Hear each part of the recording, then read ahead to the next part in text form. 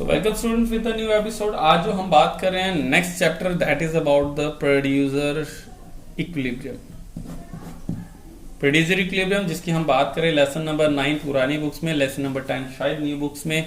तो आप दोनों जिनके पास पुरानी बुक्स हैं वो भी देख लें और न्यू वाले भी देख लें।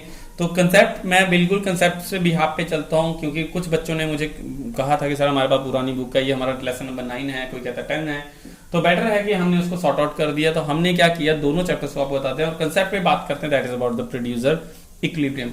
देखिए कंसेप्ट बहुत इजी है। ये 4 चैप्टर जो हैं बैक टू बैक चले हैं हमारे, और इन्हीं बैक टू बैक चैप्टर्स जो हमारे चले हैं हम उन्हीं के बारे में बात करने वाले हैं। सो बैक टू बैक अगर चैप्टर चले तो हम उसके बारे में बात करें। सबसे पहले हमने कहा कि भैया प्रोडक्शन होगी। जब हमने कहा प्रोडक्शन होगी तो डेफिनेटली उस पर कुछ कॉस्ट भी बेड होगी, कुछ पैसा भी लगेगा।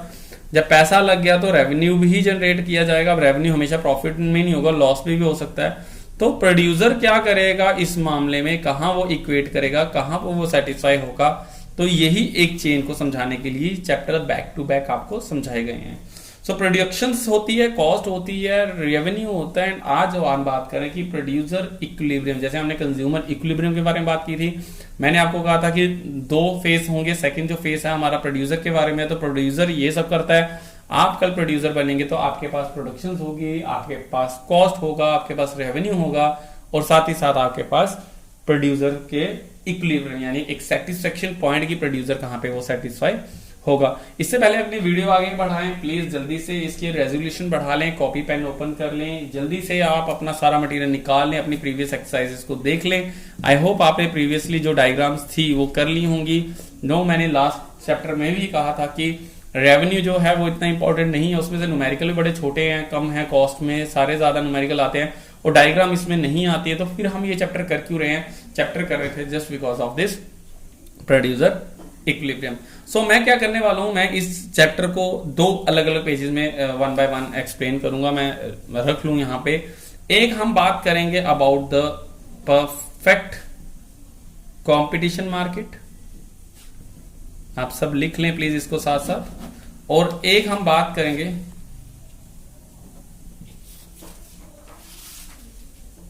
इसी के साथ हम बात करेंगे इम्परफेक्ट कंपटीशन मार्केट को लेके। देखो जो हमारी बुक में है, हमारी बुक में अगर प्रोड्यूसर इक्विलिब्रियम की बात करें तो परफेक्ट और इम्परफेक्ट 2 चीजें हैं। मैं इसको थोड़ा सा हल्का सा साइड पे रखता हूं। इससे पहले हम समझा लें कि प्रोड्यूसर जो होते हैं वो 2 मार्केट में रिवेल्स करते हैं। देखिए 2 मार्केट हैं, 2 मार्केट में दुकानें अलग अलग नहीं है। हमारी पूरी इकोनॉमी में 2 मार्केट चलती है। मैंने इसलिए कहा था इस चैप्टर को पूरा समझाएंगे और नेक्स्ट टू नेक्स्ट 11 चैप्टर जो होगा वो पूरा का पूरा परफेक्ट और इम्परफेक्ट को लेके ही बात करने वाले हैं। वो आपको बिल्कुल समझ आएगा, बट आप अभी से समझ लें इसमें कि क्या होने वाला है। तो परफेक्ट कंपटीशन मार्केट की अगर बात करें तो प्रोड्यूसर जो होते हैं वो दोनों मार्केट में रिवेल्स करते हैं। यानी कि परफेक्ट कंपटीशन मार्केट वो मार्केट्स होती हैं जहां पे प्राइस जो होता है वो फिक्स रहता है, जबकि इम्परफेक्ट वो मार्केट होती है जहां पे प्राइस प्रिवेल करता है, वेरीज करता है। तो हम कहते हैं प्रोड्यूसर दोनों मार्केट में होता है, एक होता है परफेक्ट कंपटीशन में, एक होता है इम्परफेक्ट कंपटीशन मार्केट में। दोनों मार्केट में प्रोड्यूसर हैं तो डेफिनेटली दोनों के इक्विलिब्रियम पॉइंट भी होंगे। सेटिस्फेक्शन पॉइंट की अगर बात करें तो कैसे हम सेटिस्फाई कर सकते हैं। देखिए आपने 2nd और 3rd चैप्टर में पढ़ा था या 3rd और 4th चैप्टर में पढ़ा था कंज्यूमर इक्विलिब्रियम यूटिलिटी एनालिसिस और कंज्यूमर इंडिफरेंस कर्व एनालिसिस। तो 2 आपके पास अप्रोचेस थी, यानी इंडिफरेंस और यूटिलिटी। तो वैसे ही यहाँ पे प्रोड्यूसर के पास इक्विलिब्रियम के 2 अप्रोचेस होती हैं। अप्रोच वर्ड यूज कर रहा हूं, अप्रोचेस। तो 2 अप्रोचेस होती हैं। एक अप्रोच होती है हमारी TR एंड TC अप्रोच, एक होती है हमारी MR and MC approach. Remind that students, आपको बुक में सिर्फ MR एंड FC या TR TC ही दी होगी, एक ही दी होगी। आप देख लें कौन सी है, हम दोनों की दोनों अप्रोचेस को कवर अप करेंगे। सो एक होती है हमारी TR एंड TC, एक होती है हमारी MR एंड MC। अब सिंपल सी बात है, TR मतलब टोटल रेवेन्यू, TC मतलब टोटल कॉस्ट, MR मतलब मार्जिनल रेवेन्यू, MC मतलब मार्जिनल कॉस्ट। तो अब आपको वो सारी डायग्राम्स, ये जो हमने डायग्राम्स की थी, मैं यहाँ पे आपको दिखा दूं, तो ये थी हमारी रेवेन्यू की डायग्राम जो हमने परफेक्ट और इम्परफेक्ट में की थी, और ये थी हमारी कॉस्ट की डायग्राम जो हमने अपने कॉस्ट के चैप्टर में की थी। तो इन दोनों डायग्राम्स को अब हम ऐसे अलग अलग करने के बजाय हम इनको मर्ज कर देंगे और प्रोड्यूसर इक्विलिब्रियम निकालेंगे। रेवेन्यू का मतलब क्या था, रेवेन्यू का मतलब था कितनी इनकम जनरेट करेगा। अब कितनी इनकम आ रही है और कितनी सेल हो रही है, तो दोनों को देख के ही तो बात की जाएगी। तो टीआर टीसी की बात कर ले तो अलग अलग केसेस रहेंगे। परफेक्ट में टीआर टीसी, टीआर अलग रहेगी, एमआर अलग रहेगी, और इम्परफेक्ट में अलग रहेगी। तो इसीलिए हम दोनों को सेपरेट करते हैं। अब पहले बात करते हैं हम अपने परफेक्ट कंपटीशन मार्केट को लेके स्टार्ट कर रहे हैं, हम अपनी एमआर को लेके, सॉरी परफेक्ट कंपटीशन मार्केट को लेके, यहाँ पे लिखा मैंने पीसीएम, परफेक्ट कंपटीशन मार्केट को लेके बात करेंगे। परफेक्ट कंपटीशन में मार्केट में पहले अप्रोच ले रहे हैं टीआर एंड टीसी अप्रोच। कौन सी अप्रोच? TR and TC. सबसे पहले तो हम इसकी इंट्रोडक्शन लिखेंगे। इंट्रोडक्शन में हम क्या करेंगे कि प्रोड्यूसर इक्विलिब्रियम क्या होता है। Producer equilibrium point of satisfaction, जहां पे उसको मैक्सिमम सेटिस्फेक्शन मिलेगी। और सेटिस्फेक्शन क्या है? पैसा अर्न करना। बट हम यहाँ पे सोचते हैं कि वो सिर्फ प्रॉफिट नहीं, वो सिर्फ चाहते हैं जितना सेल हो, जितना खर्चा हो रहा है एटलीस्ट उतना ही वो हो जाए। सेकंड इसमें आती है हमारी सिंपल सी चीज, that is about the condition of equilibrium. ये दोनों सारे बच्चे लिख लें। कंडीशन ऑफ इक्विलिब्रियम क्या रहेगी? Condition of equilibrium where the TR equals to TC. क्या होगी कंडीशन? जहां पे टीआर इक्वल्स टू टीसी होगी and TC cuts TR from below. TC cuts करेगी टीआर को बिलो से। ये दो कंडीशंस ऑफ इक्विलिब्रियम है। इसमें कोई भी टेबल नहीं रहेगा। थर्ड इसमें हम सीधा करेंगे एक्सप्लेन थ्रू द डायग्राम्स। यही आती है बात जो हमने पिछले चैप्टर्स में गई थी कि हमें डायग्राम्स को समझना है और डायग्राम जरूरी हैं। वहीं से अब बात करेंगे कि कैसे हम डायग्राम्स को लेके बात करें, क्योंकि ये परफेक्ट कंपटीशन है और बात है टीआर एंड टीसी की। तो मैं आपको बता दूं, पिछले हल्का सा रिमाइंड करवा दूं कि देखिए स्टूडेंट, ये वाला था टीआर की डायग्राम।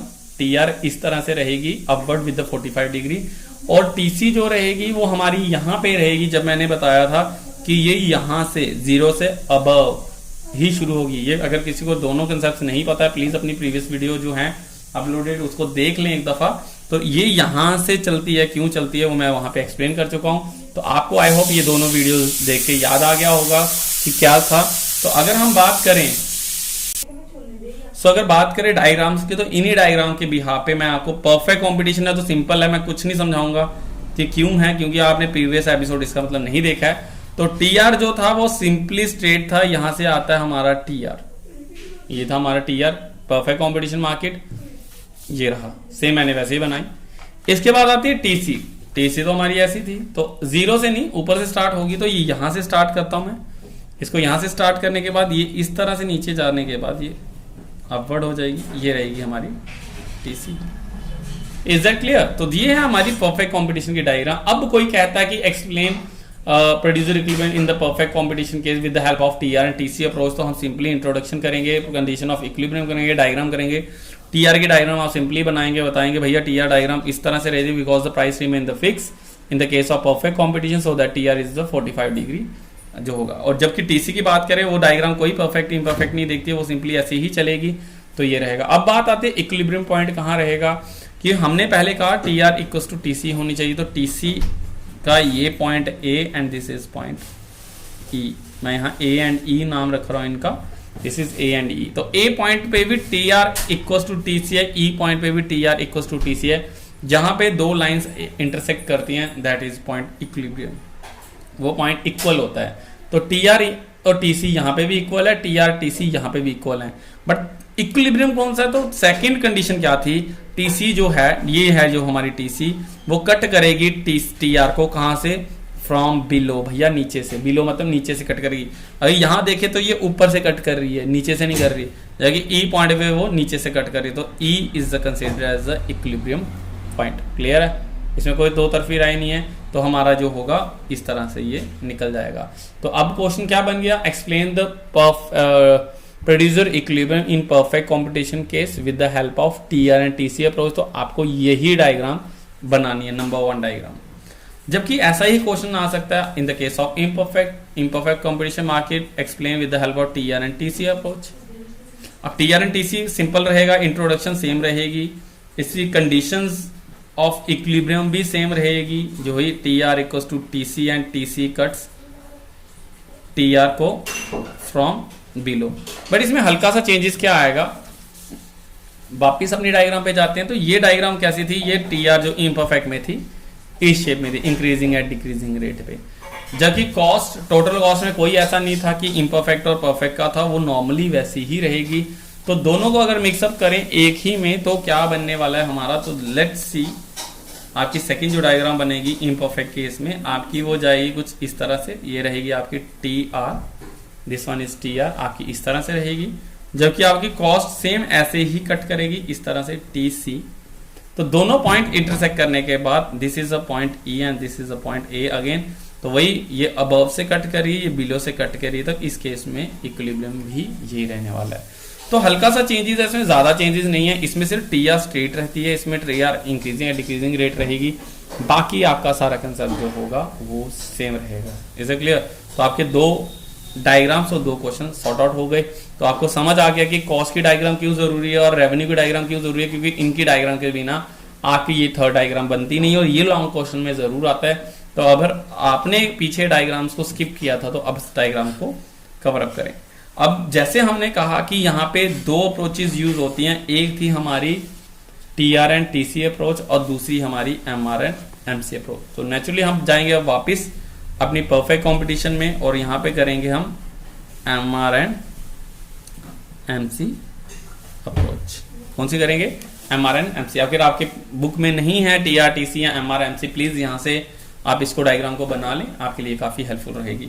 सो T R T C M R M C की बात करें तो हम कहते हैं परफेक्ट में सबसे पहले लिखेंगे इंट्रोडक्शन। इंट्रोडक्शन में वही प्रोड्यूसर इक्विलिब्रियम को हम लिखेंगे। इसके बाद है conditions of equilibrium. Condition of equilibrium क्या रहेगा? पहला रहेगा M R equals to M C और दूसरी रहेगी एम सी जो है वो कट्स कर रही है एम आर को फ्रॉम बिलो। कहां से कट करेगी? नीचे से। अब बात करते हैं डायग्रामेटिकली, फिर से आपको रिमाइंड करवा दूं, ये रही हमारी वो डायग्राम्स। तो यहां पे हमने कहा था एम आर जो रहेगी परफेक्ट कंपटीशन में कैसी रहेगी? स्ट्रेट रहेगी पैरेलल टू एक्स एक्सिस। जबकि एमसी की बात करें तो एमसी कैसे बनाई थी हमने? एक नाइकी की साइन की तरह। ये रही हमारी एमसी। इसमें हमने फिर भी परफेक्ट इम्परफेक्ट का केसेस लगाया था, इसमें हमने कोई परफेक्ट इम्परफेक्ट का केसेस नहीं रखा।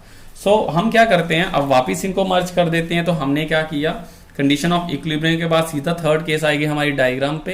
तो हम डायग्राम को अगर बनाएं तो कैसे आएगी डायग्राम हमारी?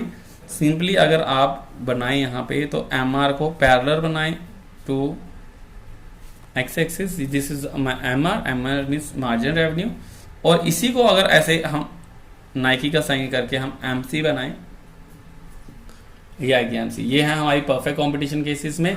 तो आप कहते हैं this is a point A and let this is a point E. तो यहाँ पे equilibrium condition M R equals to M C, M R equals to M C fulfil है, but M C cuts M R from below. यहाँ से above है, ये ऊपर से कट कर रही है, जबकि यहाँ पे वो नीचे से कट कर रही है। तो E is the point of equilibrium. बस इतना ही करना है, इसमें ज्यादा कुछ भी नहीं है। इसके बाद आप लिखेंगे इसमें कंक्लूजन।